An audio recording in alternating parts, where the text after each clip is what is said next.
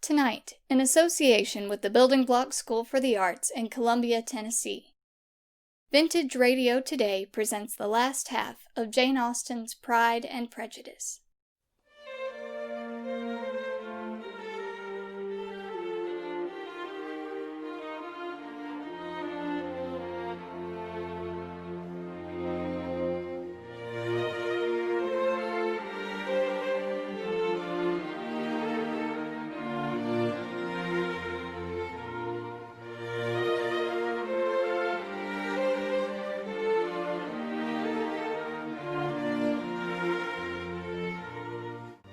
At Longbourn, the residence of the Bennet family, a cold and stony silence prevailed for a few hours. Jane, Lizzie, and the other Bennet girls were all quiet with relief as Mr. Collins had finally left and taken all his talk of Lady Catherine de Bourgh with him. Mr. Bennet was in his library enjoying the soothing sounds of nothing, and Mrs. Bennet was quietly simmering, resolved to never speak to Lizzie again, since she refused Mr. Collins' proposal. All of this was put away when news came from Lucas Lodge, the home of Elizabeth's friend Charlotte. Charlotte was engaged to be married to Mr. Collins? Impossible! But why is it impossible, Lizzie? Her future would be quite secure with him. Oh, indeed, her future would be secure, but I cannot believe Charlotte capable of attaching herself to Mr. Collins only for the security of his position. Lizzie, everyone's different. You're right, Jane. I wish her well with all my heart, though she knows she's marrying one of the stupidest men in England. Lizzie. Jane, there's a letter for you. See, it's from Miss Bingley. Of course, I'd much rather it come from Mr. Bingley, but the sister will do just as well. What does she say, Jane? Are you to stay at Netherfield again? Oh, no, Mamma. She says they're leaving Netherfield for London. When will they be back? She says they do not mean to return. Caroline writes, while in London, she hopes to see Georgiana, Mr. Darcy's sister, and their families may become more intimately connected than they already are. Oh, poor Jane. Mr. Bingley's never to return, and Charlotte is marrying Mr. Collins. See what you've done, Lizzie. If it were not for you and your stubbornness, none of this would have happened. I don't want to hear another word. All of this is very vexing to me. Oh, my poor nerves, no one knows what I suffer. Lizzie, don't you see? She means to put me on my guard. Mr. Bingley intends to marry Miss Darcy. Jane, if anyone means to marry anybody, it's Miss Bingley who wishes to marry Mr. Darcy. From everything I've observed, Mr. Bingley loves only you, and I wouldn't be surprised if Mr. Bingley comes back very soon. Though everyone was happy to see the proud Mr. Darcy and Bingley's snobbish sisters leave the area, they were all sorry to see that Mr. Bingley was going, and still single. Jane was most affected, but let her mother mourn the loss of Bingley for the entire family. When Bingley did not return for quite some time, Elizabeth had an idea to lift Jane's spirits. Jane would visit her aunt and uncle Gardiner in Cheapside. Perhaps in London some coincidental meeting with Mr. Bingley might be arranged. Next to being married, a girl likes to be crossed in love now and then. It's something to think of and gives her distinction among her friends. When will your time come, Lizzie? I'm sure I don't know, Papa. Let Wickham be your man. His good looks and sad history make him a perfect candidate for heartache. Come in. Charlotte, how are you? What is it? You seem troubled. You will write to me, Lizzie, when Mr. Collins and I are married. You will write to me? And Lizzie, I could not bear to never see you again. You will visit us? Yes, Charlotte, you may depend upon it. How could I miss a chance to see my dearest friend? And miss a chance to meet Lady Catherine de Bourgh? That, I think, is something you could never truly avoid, even if you wished to. Mr. Collins and Charlotte were married, and while Jane went to London, Elizabeth went to visit Hunsford Parsonage and her friend who now resided there. Think of me while you're gone, Lizzie. Without you and Jane, I won't hear 2 words of sense put together. Your mother and her nerves, Kitty and Lydia with their soldiers. How am I to bear it all? I'm sure you'll do just fine, Papa. I'll be sure to write, give you a thorough account of Lady Catherine, Mr. Collins' folly, and Charlotte's situation. Will that help?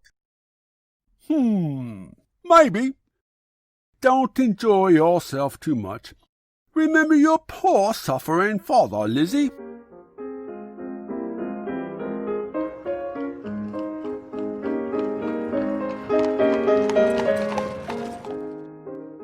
Welcome to our humble abode, Cousin Elizabeth.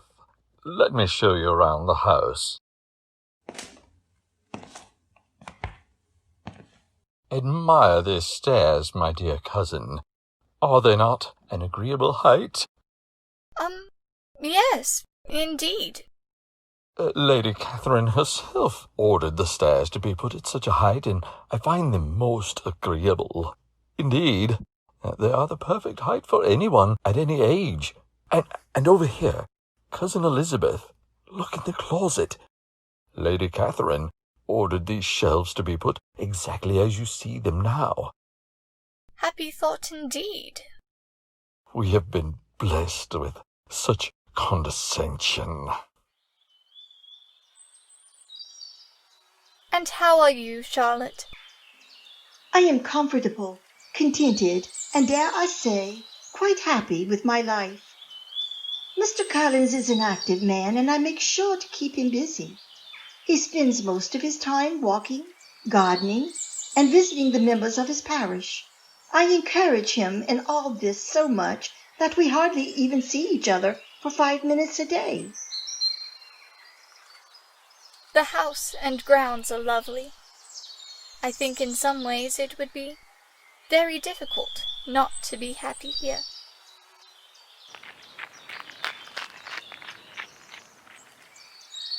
Ah, my dear Charlotte, look at the time. Make haste, cousin. I've just had word that Lady Catherine de Bourgh has invited us to dine with her. It's without hesitation that I say you will indeed be included in every invitation to Rosings. We dine with her ladyship twice every week, and are never allowed to walk home. Lady Catherine is indeed a most attentive neighbor. But look at the time. The time! Make haste!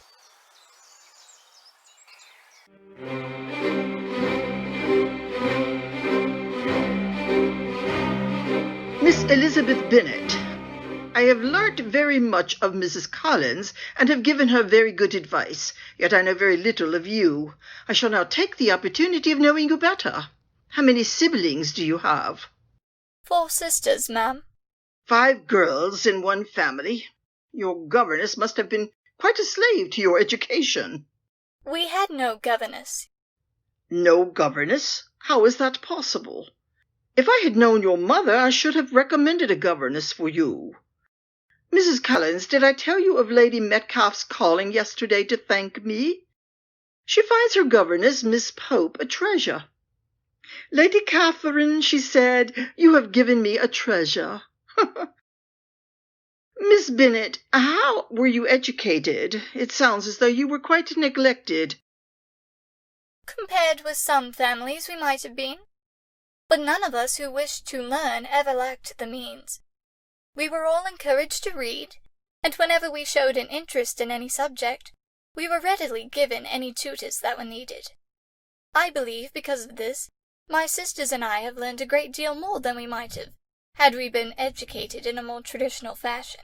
Upon my word, you give opinion very decidedly for so young a person. What is your age? With 3 younger sisters grown up, your ladyship can hardly expect me to own it. You cannot be more than 20, I am sure. Therefore, you need not conceal your age. I am not 1 and 20. Her ladyship's nephew, Mr. Darcy, has arrived. Oh, my nephew! He so enjoys coming, especially as his marriage to my daughter draws near. Do send him in. Yes, your ladyship.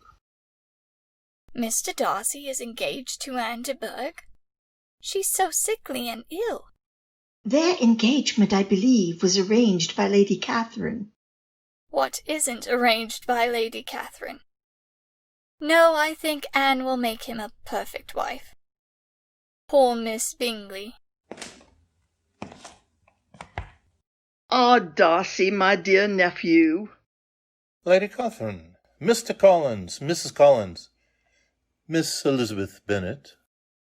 Come, sit down. Miss Bennet was just telling me about herself.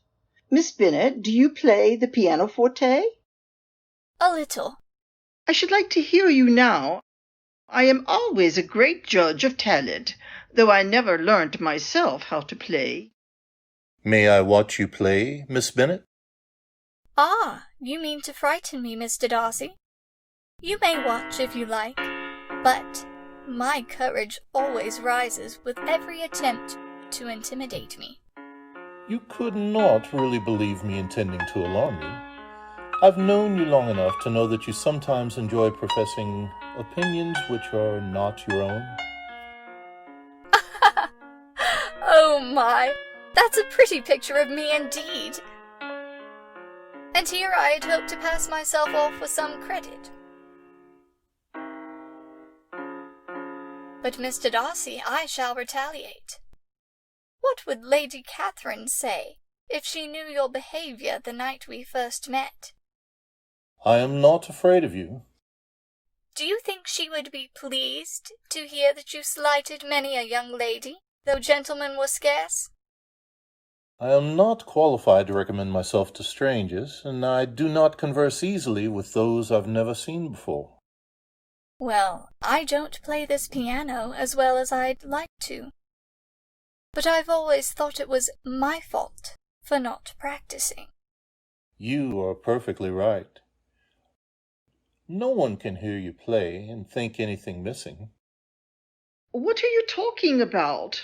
I must have my share in the conversation.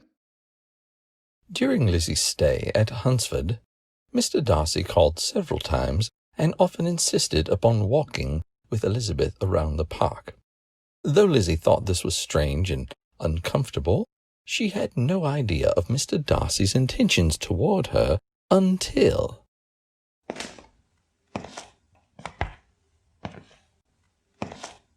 Mr. Darcy, will you not sit down? Yes, perhaps I shall. No, that won't do. In vain I have struggled, and it will not do. My feelings will not be repressed. You must allow me to tell you how ardently I admire and love you. Such a declaration, I know, goes against the wishes of my family, my friends, and even my own good judgment. The situation of your family would make any alliance with mine a reprehensible connection. But it cannot be helped. Almost from the earliest moments, I have come to feel for you a deep and passionate regard, which, despite my struggles, has overcome every rational objection, and I beg of you, please, relieve my suffering and become my wife. Well? In such cases as these, one should express a sense of obligation for the feelings stated, whether or not they're returned. If I could feel gratitude, I would now thank you. But I cannot. I have never sought your affection, and you have given it most unwillingly. I am sorry to give pain to anyone. It was not intentional, and I hope it will not last long. Your feelings will recover very easily, I'm sure. And this is all the reply that I'm to receive? I might ask why I'm rejected with such speed and such little civility. And I might as well ask why, with so plain a design of insulting me, you chose to say that you liked me against your reason and against your will. Is this not an excuse for incivility if I was uncivil? I have every reason in the world to think ill of you. Had my feelings been indifferent or even favorable, do you think anything would tempt me to accept the man who has been the means of ruining the happiness of my sister? How do you know about that? Lady Catherine mentioned it to me the other day. She was quite proud of you for saving Mr. Bingley from connecting himself with such a low family. Can you deny that you have done it? I have no wish to. Towards my friend, I have been kinder than to myself. But it's not just this on which my dislike is founded. Long before, my opinion of you was decided. Your character was unfolded in the story I heard from Mr. Wickham. With what can you defend yourself in this? You take quite an interest in that gentleman's concerns. Who that knows his misfortunes? His misfortunes, yes. His misfortunes have been great indeed. And of your infliction. You have reduced him to poverty and withheld advantages which you know were meant for him. And you treat the mention of his troubles with contempt and ridicule. And this is your opinion of me? Thank you for explaining it fully. My faults, according to you, are heavy indeed. But perhaps all this might have been overlooked had not your pride been hurt by my honest confession. Had I flattered you and hidden my struggles, I'm not ashamed of my feelings. They were natural and just. Could you expect me to rejoice in the inferiority of your connections? To congratulate myself on relations whose place in life is so decidedly below my own? You are mistaken. Your declaration spared me any concern in refusing you had you behaved in a more gentlemanlike manner. From the beginning your manners impressed me with the strongest belief of your arrogance, conceit, and selfish disdain for the feelings of others. I had not known you a month before I felt that you were the last man in the world I could ever marry. You've said enough. I understand your feelings, and am only ashamed of what mine have been. Forgive me for taking your time and accept my wishes for your health and happiness.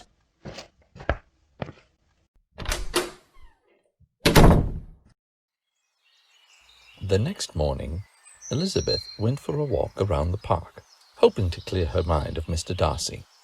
Yet as she walked, she found him waiting for her with a letter in hand. Hastily, she opened it and began to read.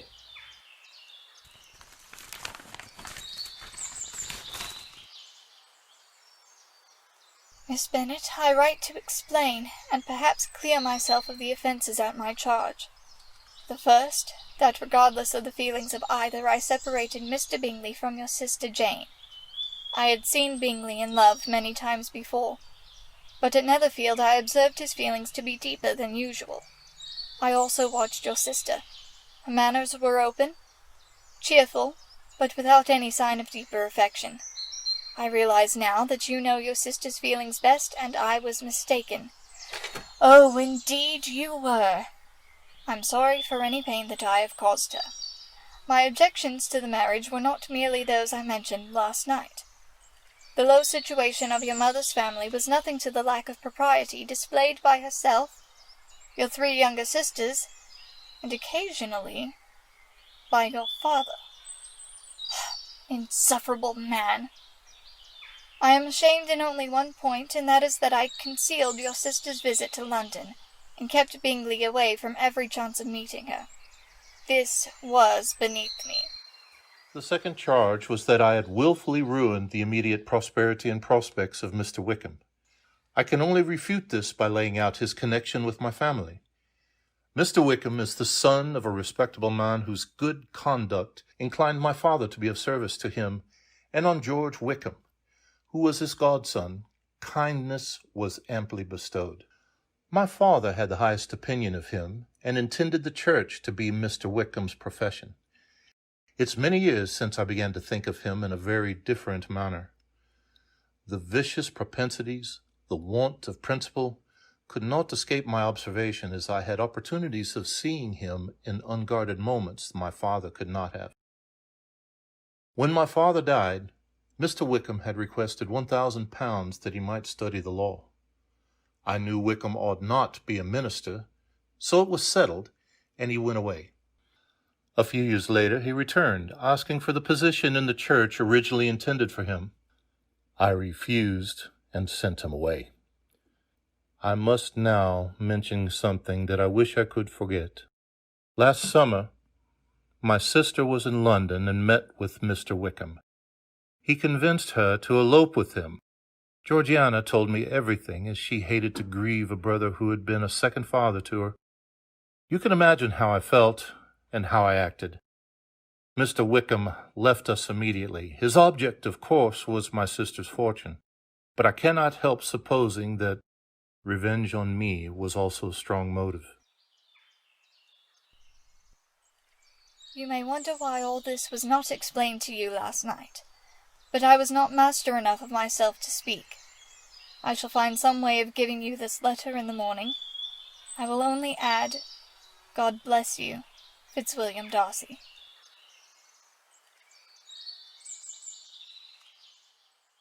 Upon returning to Longbourn, where Jane had arrived a few days earlier, Elizabeth could not rest until she told the events of her visit to Hunsford. Mr. Darcy proposed. He did, and I refused him most decidedly. Of course. How could you marry him after what he's done to Mr. Wickham? And then he gave me a letter explaining his dealings with Mr. Wickham. I'm afraid Mr. Wickham has deceived us. Perhaps Mr. Wickham's changed for the better. People do change. Indeed, they do, but I'm not sure it's the case with him. To Elizabeth and Jane's relief, the regiment moved on to Brighton, taking Wickham far from the Bennet family.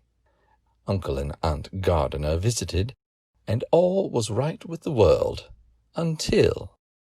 Papa, Lydia should not go to Brighton. You know how foolish and flirtatious she is. Let Lydia make a fool of herself in Brighton, among strangers. None of our reputations can be tarnished from such a distance. And besides, the Colonel and his wife has always liked Lydia. I'm sure they will take good care of her, and if not, Mr. Wickham will be there. He can take very good care of her. And that's what I'm afraid of.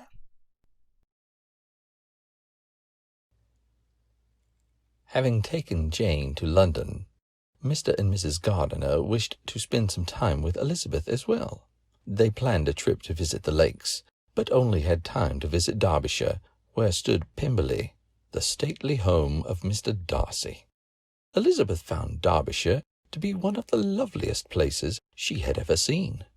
Mr. Darcy was in London and was not expected to return until the next day, so Mr. and Mrs. Gardiner convinced Elizabeth to tour the house and grounds of Pemberley. It was, after all, one of the most beautiful homes in all of England.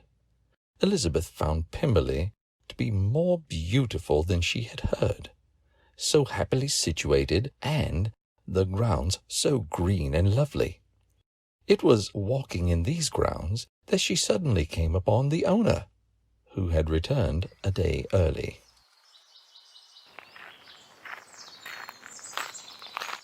Mr. Darcy! Miss Bennet, how are you? Is your family in good health? Yes, we are well, thank you. The housekeeper told us you weren't expected until tomorrow. Oh, no, it's fine. Please, don't worry yourself. I had planned to come tomorrow, but went on ahead to prepare the house for my friends. Please, excuse me.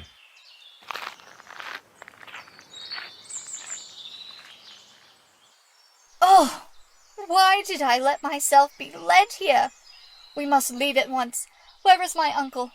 Uncle Gardiner!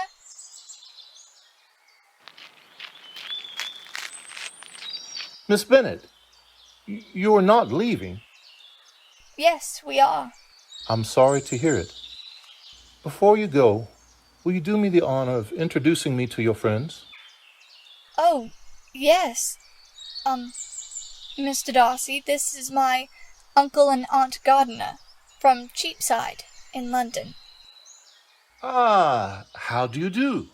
Please, let me show you around the grounds. I know you were just leaving, but I must show you the lakes and streams. They're very good for fishing. And the fields provide excellent hunting. I should like it if you joined me on one of my hunting parties, Mr. Gardiner. And over here...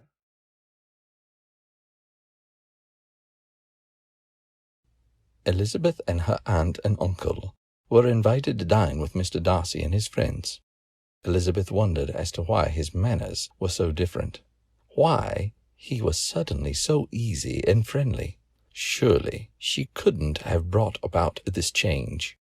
As Mr. Darcy was on his way to visit Elizabeth at the inn, she had just received a letter from Jane relating the news that Lydia, the youngest and stupidest of the Bennet sisters, had run away with Mr. Wickham. Miss Bennet, what's the matter? Are you unwell? Is there something I can get you? Something to drink, perhaps? No, nothing can ease my suffering. I must go to my uncle. No, you don't seem well enough. Let me go, or at least send a servant. Where is your uncle? He's at the church. Someone will be sent for him. Please, tell me what's wrong. How may I be of service to you?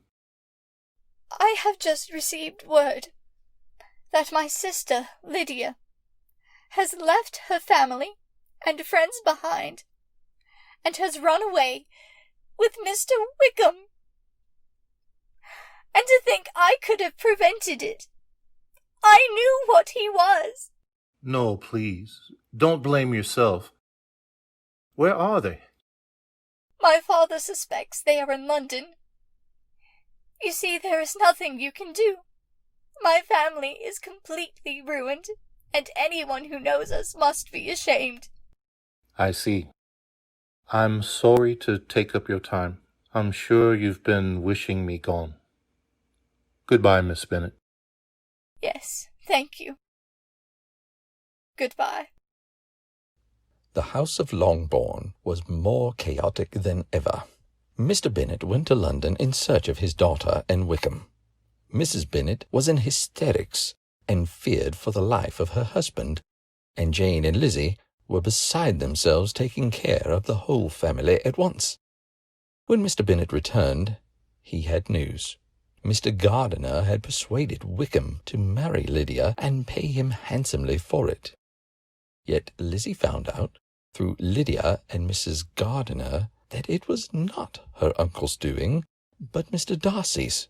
When news came of Mr. Bingley's return to Netherfield, Elizabeth hoped for a chance to see Mr. Darcy and thank him properly. But that would have to wait until after Lady Catherine's visit.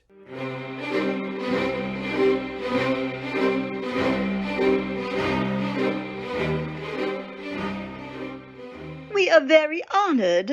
That, I suppose, is your mother. Miss Bennet, will you walk with me outside?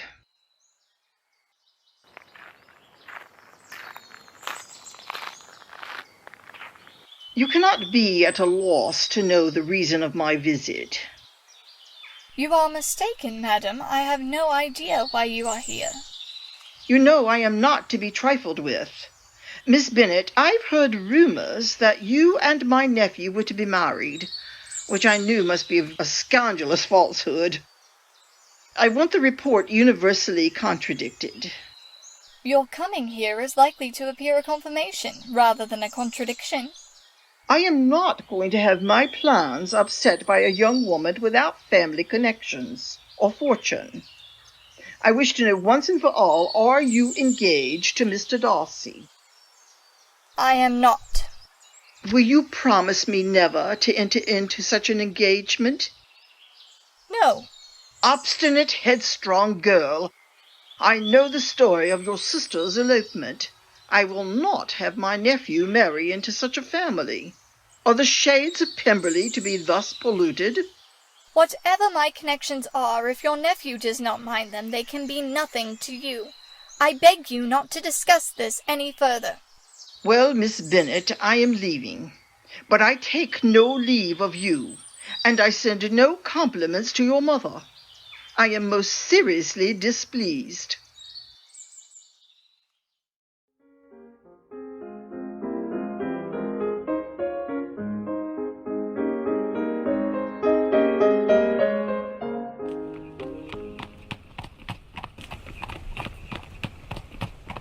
It's Mr. Bingley, he's coming. Oh, when he brought that horrid Mr. Darcy with him.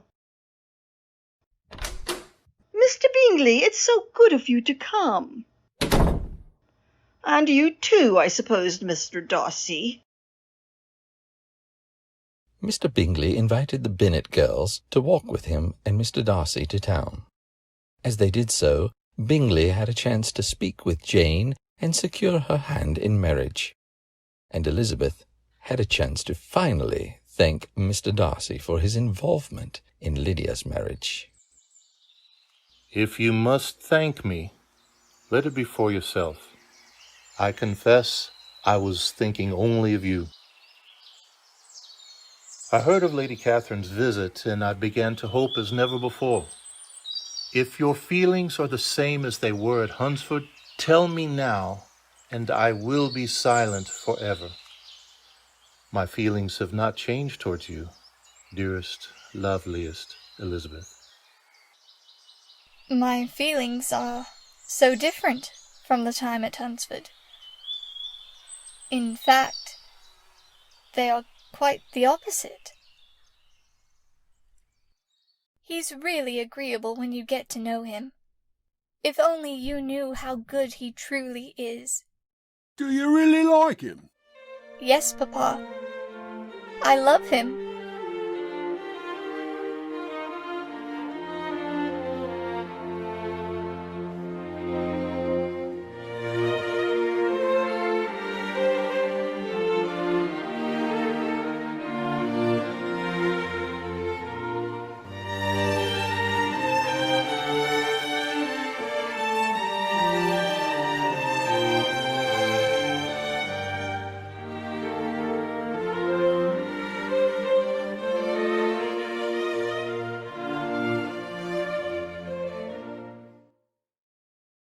So ends our production of Pride and Prejudice by Jane Austen. Today's cast was Tracy Allred as Mr. Darcy, Sherelle Knox as Elizabeth Bennet and the announcer, Tim Wood as Mr. Bennet, Michael Knox as the narrator and Mr. Collins, Sue Mann as Mrs. Bennet, Charlotte, and Lady Catherine, with Samantha Knox as Jane, and Joseph Green as the butler. All the audio was recorded by the cast and edited by Sherelle Knox. Thank you for listening to Vintage Radio Today.